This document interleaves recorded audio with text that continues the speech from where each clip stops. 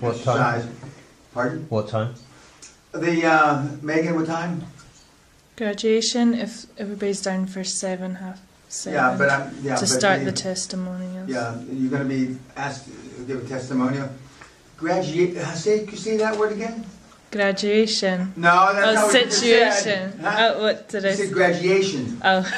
See, we're going to find the person who talks that way, sooner or later. And then you'll be able to talk to Klaus and ask him questions, etc. Then we'll, of course, have dinner and then drinks afterwards. There's nothing off the table with Klaus. I mean, you can ask him whatever you want. What he answers, I'm not guaranteeing that, but there's no questions off the table. Whether he answers you the way you want him to answer you or not, that's up to him. But Klaus Kleinfeld is a pretty candid guy. He's a pretty straight shooter. I think I had some of that comes from my training after all these years. But we're going to get the role playing and my two sides of the role playing, which is me both trying to convince somebody to do something, and then me being on the other side, and we'll, in addition to your own additional role playing.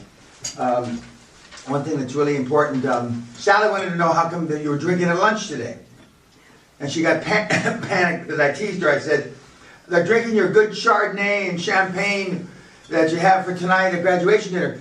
She comes storming out. I couldn't even keep up with her on the way to the kitchen. When I finally got to the kitchen, she was talking to Megan, and she wanted to know, what was being consumed, not her prize stuff that she's saving for you tonight. And then I said, just one of the English piss heads. See, a hair of the dog. And then they said, well, he didn't have a hair of the dog. And they said, why was he drinking then? And I said, you'll have to ask him. But in the old days, like I told you earlier, we drank every day at lunch. And we got through it. I mean, it's the French drink every day at all the meals. And are the French any better than us? Of course not. So, but Sally was in a bit of a panic mode.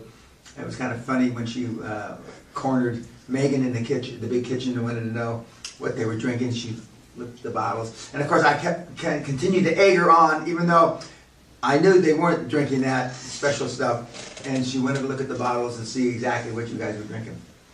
Now, what did I tell you to remind me of?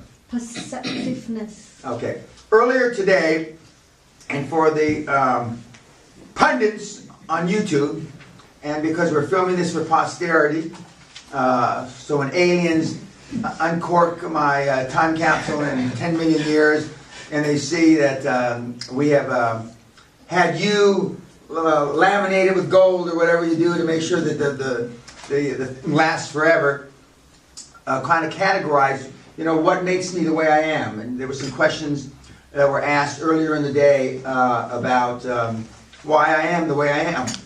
And one of the things that we said, mentioned, or I mentioned to her about perception, and I'm perceived to be a certain way. And a lot of discussion has been around, do I talk this way to regular folk, or when I'm in the public eye, etc.? And the answer is yes, I do. And I use bad words. Now, when I'm giving the commencement speech, which is on YouTube, some 20 years ago, I don't think I used fuck or shit or anything like that. But I did. I used some rough language, but I mean, it was toned down. So my answer to that is I use it where I think it's going to get the maximum effective use, and where the perception of it is going to be the highest. Because what I try to do, and I'm very successful at, is trying to make things as succinct as possible. I like to talk, as Sally would say, my wife. I like to talk, and more than most. But I know when not to talk and when to shut up. And when they say yes to me, I say thank you very much. I get up and go to the door when I've gotten somebody to agree with me, or I've sold something. And so the perception, I want the perception to be of the highest value. And most times that's with the fewest amount of words, and sometimes it's with vulgarity. And I've said in this forum not just now, but I believe in the last seminar I gave here at the Castle in October, that not that I'm a great fan of Vice President Biden, and not that he's dumb. I don't think he's dumb, and I don't think he's that smart. He's just a lawyer politician. And lawyer politicians say what they need to say to get elected and reelected, and President Obama is a classic example of that. But on TV, in front of 40-some million people, sometime last year, he turned to President Obama and said, "This is a big fucking deal," while he still had his mic on.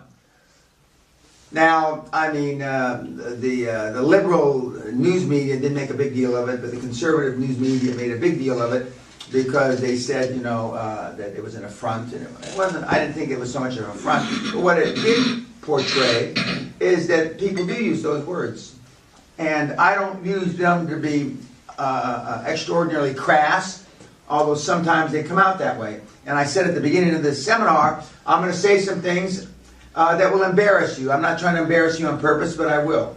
I'm going to say some things that will affront you. I'm not trying to affront you on purpose.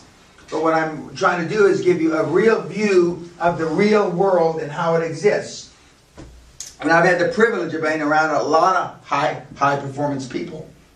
From Lyman Lemnitzer, who was the Supreme Allied Commander of NATO when I was there, these many, many years ago. Many of you weren't even born back in the middle 60s when I was there.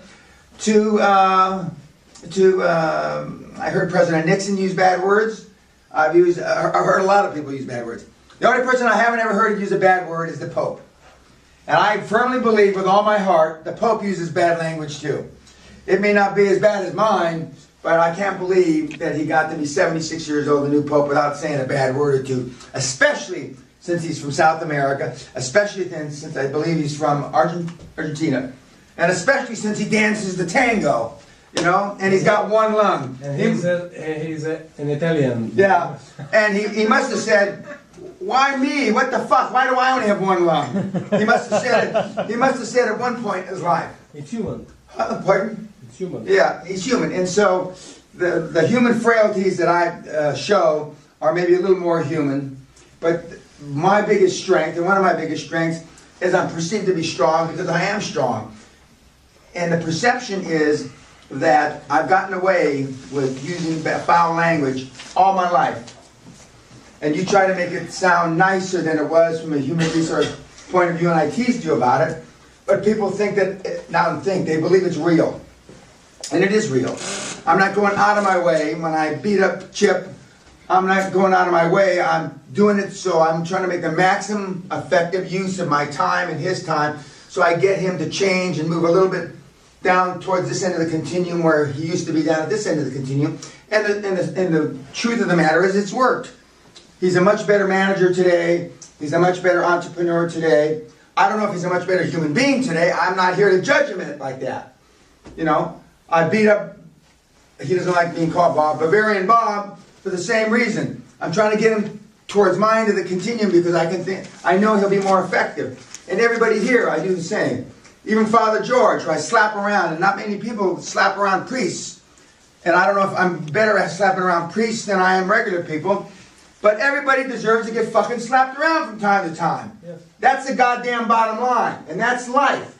And if you don't understand that, like some people in this room don't understand it, like Christina, they wind up having a harder time dealing with life. Life's tough. Life's not easy. Now, I don't believe that life's a shit sandwich and every day you take another bite.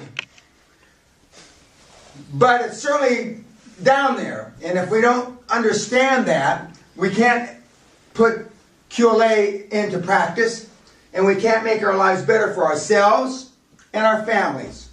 Because no matter what you might think of the bad words I use in this room, everybody wants to make their life better for their family. I've never met a son of a bitch that didn't want to make a better life for their family.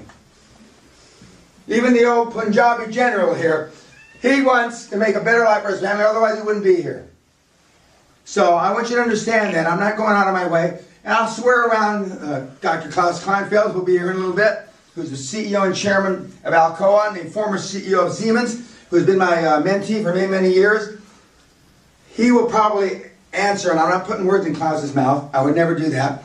But when you ask him, what's the real fucking deal with Peña, I'll be interested, and you talking to him in a little German, a little Bremen, Prussian German, it'll be interesting to see what he says. But he'll tell you he's known me a long, long time, and I've been this way, much to the chagrin of people from München, but it's effective. Are there any questions before we start in the pre-conclusion? Yes? You mentioned that if you get a yes in a meeting, you just shut up and you get up. I shut up and get up and haul ass and I'm gone. I say, thank you very much, Ricardo. Thank you, da-da-da-da-da.